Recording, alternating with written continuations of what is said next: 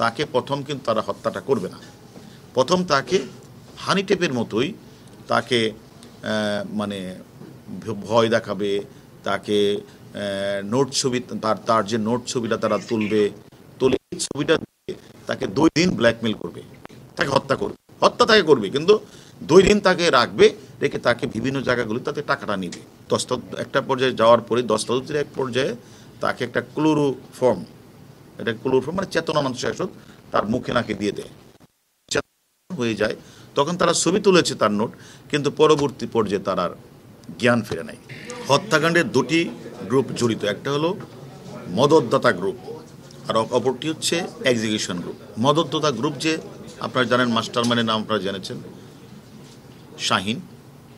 শাহিন তো 30 তারিখ তো তারা গেলেন 3 সদস্যের টিম, এর মধ্যে একজন মেয়ে ছিল, আর একজন হলো এক্সিকিউশন গ্রুপের মূল নেতা, তারা সত্য সেখানে গেলেন।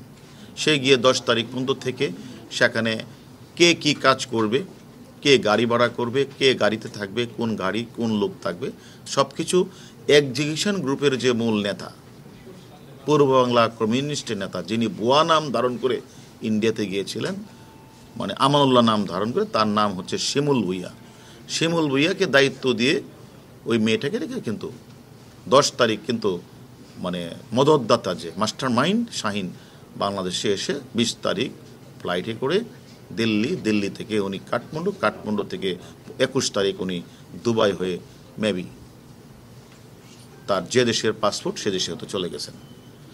আর যে গ্রুপটাকে রেখে আসলেন, মানে এক্সিকিউশন গ্রুপের লিডার, পূর্ব বাংলার কমিউনিস্ট নেতা, গলাকারকার পার্টির প্রধান, সে তো সেখানে ছিলেন, সেখানে বাকি সমস্ত কাজগুলি উনি করেছেন, এটা তো আমরা বলেছি। এবং সেখানে করে উনি আমাদের কাছে অনেক গুরুত্বপূর্ণ চাঞ্চল্যতা দিয়েছেন, যার প্রেক্ষিতে আমাদের এখন একটু, তারা যেহেতু ইন্ডিয়ান টিম কাজ করছে, সে কারণে আমরা এখন যাচ্ছি না, ওদের কাজ এখানে শেষ হলেই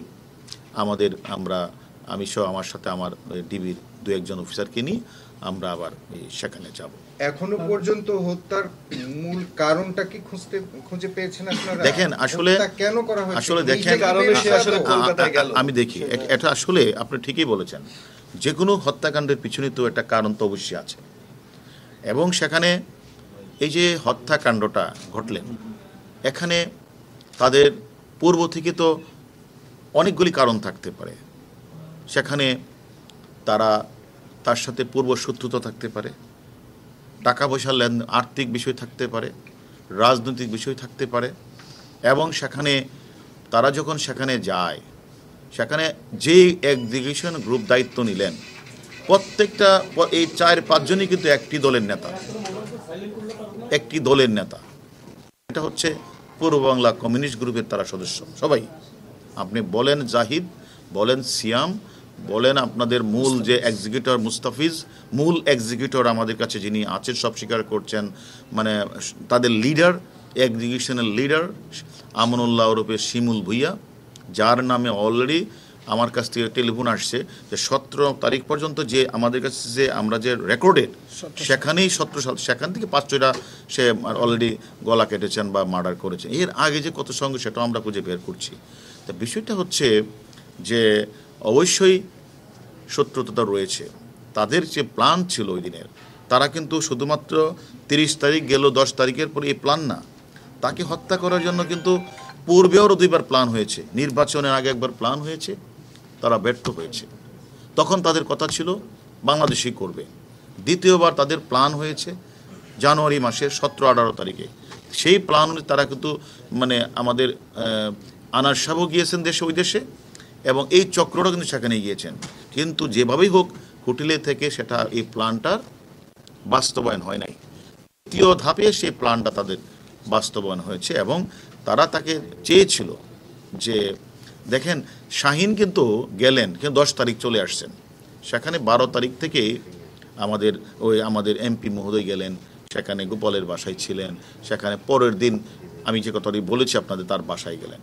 সেখানে কিন্তু যে ঘটনাটা, সেখানেও কিন্তু তাদের কথা ছিল তাকে প্রথম কিন্তু তারা হত্যাটা করবে না, প্রথম তাকে হানি টেপের মতোই তাকে মানে ভয় দেখাবে, তাকে নোট ছবি তার যে নোট ছবিটা তারা তুলে এই ছবিটা দিয়ে তাকে 2 দিন ব্ল্যাকমেল করবে, তার কাছ থেকে, তার ইন্ডিয়া যে বন্ধু বান্ধব তাদের কাছ থেকে অথবা বাংলাদেশ থেকে মাধ্যমে টাকাটা নিয়ে আসবে শাহিন, একে যত কোটি টাকায় পারে। কিন্তু তাদের মূল উদ্দেশ্যটা ছিল তাকে হত্যা করবে, হত্যা তাকে করবে, কিন্তু 2 দিন তাকে রাখবে, রেখে তাকে বিভিন্ন জায়গাগুলি তাতে টাকাটা নিবে। ওই টাকার যে ইনকামের পার্ট এটা কামলাদের দিবে, অর্থাৎ যে কামলারা এক্সিকিউশনের দায়িত্ব নিয়েছেন। কিন্তু তারা যেটা বললেন, যেটা হলো মানে দুর্ভাগ্য, যে তারা যখন তাকে একটা পর্যায়ে যাওয়ার পরে দস্তাবেজের এক পর্যায়ে তাকে একটা ক্লোরোফর্ম, এটা ক্লোরোফর্ম মানে চেতনা মানুষের তার মুখে নাকে দিয়ে দেয়, হয়ে যায়। তখন তারা ছবি তুলেছে তার নোট, কিন্তু পরবর্তী পর্যায়ে তার আর জ্ঞান ফিরে নাই। তখন তারা আর তাদের যে 2 দিনের প্ল্যান সেটা বেঁচতে গেছে। তখন তারা তাদের যে পূর্ববর্তী প্ল্যানে চলে আসছে যে না, তাহলে তাকে 2টি কাজ করতে হবে, কারণ সে তো নাই। তখন তাকে এটাকে সরিয়ে এমনভাবে গুম করতে হবে, এমনভাবে তার মোবাইলগুলিকে অ্যানালাইসিস করে বিভিন্ন জায়গায় দিতে হবে, যেন তাকে যেন এই জায়গায় যে ক্রাইমটা হয়েছে এটা যেন খুঁজে না পারে।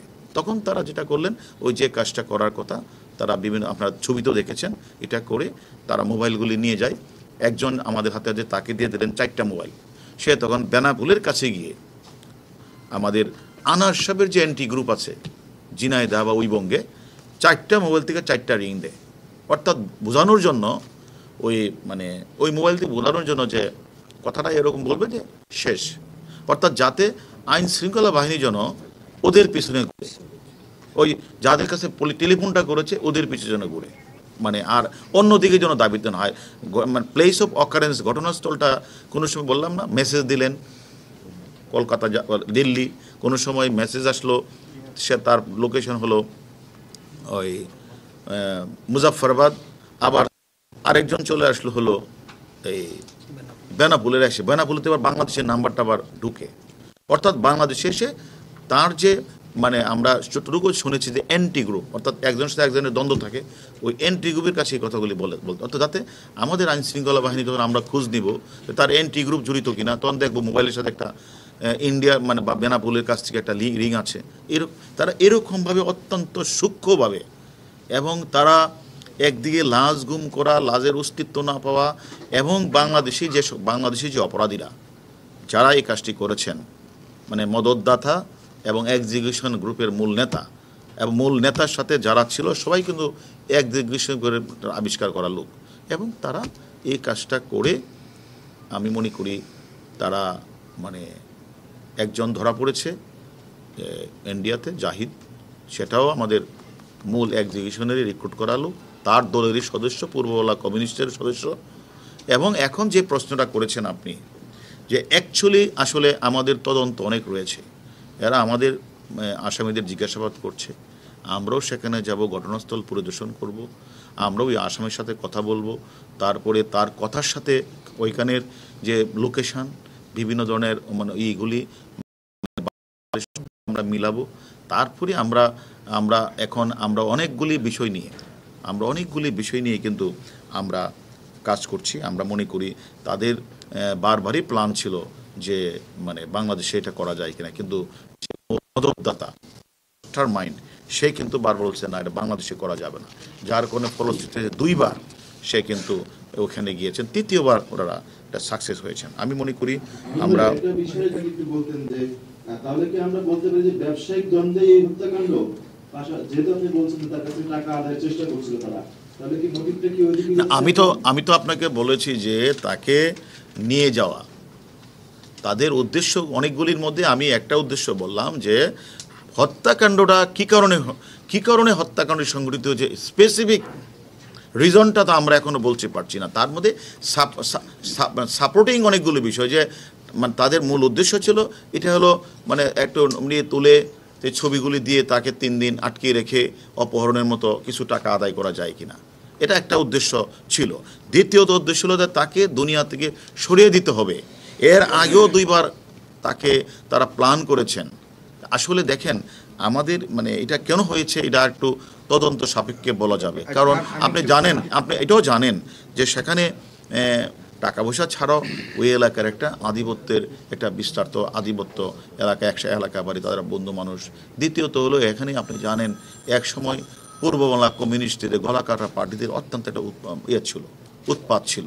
এরা অনেকখানি কিন্তু নির্মূল করা হয়েছে। অনেকেই ওইখানে অনেক চেয়ারম্যান, দেখো বাবা চেয়ারম্যান, ছেলে চেয়ারম্যান অনেকে হত্যাকাণ্ডের শিকার হয়েছে এবং যশোর খুলনাতে অনেকে মার্ডার হয়েছে।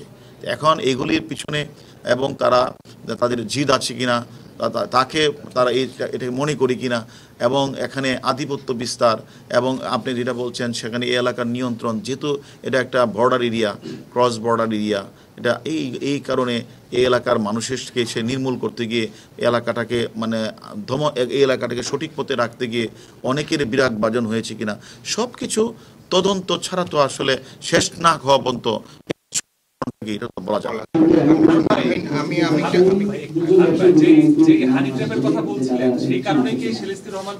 আমি হানি টেপের কথা বলছি না, আমি যেটা বলছি তাকে তার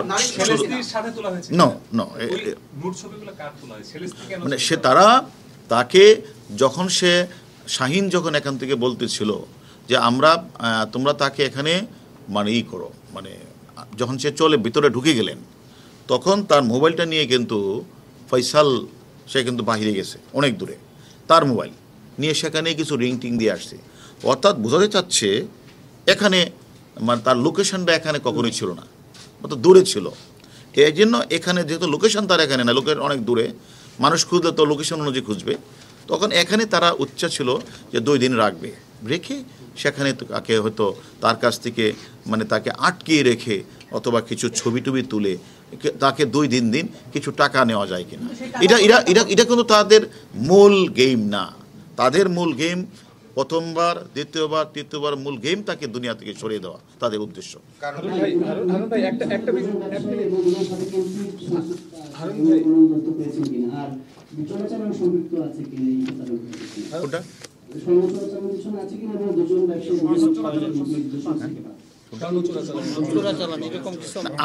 আমরা যেটা পেজ বললাম তো আপনাকে, অ্যাকচুয়ালি কি বিষয় আপনারা আমার যতই স্পেসিফিক কোয়েশ্চেন করেন সে উত্তর দিতে পারবো না। এটা আপনারা সব কিছুই, আপনারা যতগুলি কারণ বলছেন সব কিছুই আমরা বিচার বিশ্লেষণ করব, কিন্তু অ্যাকচুয়ালি কি ঘটনাটা সেটা তো আমরা এখনো বলতে পারছি না। আমরা আপনাদের সবগুলি বিষয় কিন্তু আমাদের তদন্তের বিবেচনায় আছে।